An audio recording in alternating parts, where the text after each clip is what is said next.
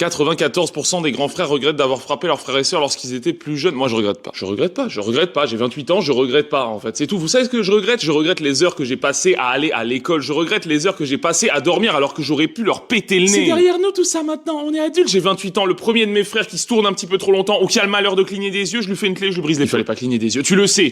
On a grandi ensemble. Tu sais très bien qu'on n'a pas le droit. Regretter. Mais vous pensez que je vais regretter une vie entière de travail? On va quand même le répéter pour ceux du fond qui ne suivent pas, mais ils ont fait l'erreur fatale d'être nés plus tard que moi. Mais c'est pas cool, tu vas les traumatiser. Mais je sais, merci, c'est le but. Le problème, c'est que si vous avez pas de frères et sœurs, vous pouvez pas comprendre, en fait, le bonheur que c'est de frapper son petit frère. Et bien évidemment, pour absolument aucune raison. Bien évidemment. Rentrer dans sa chambre, débrancher son ordi, retourner son matelas et claquer la porte pour qu'il se fasse engueuler par la daronne. Non, mais quel plaisir.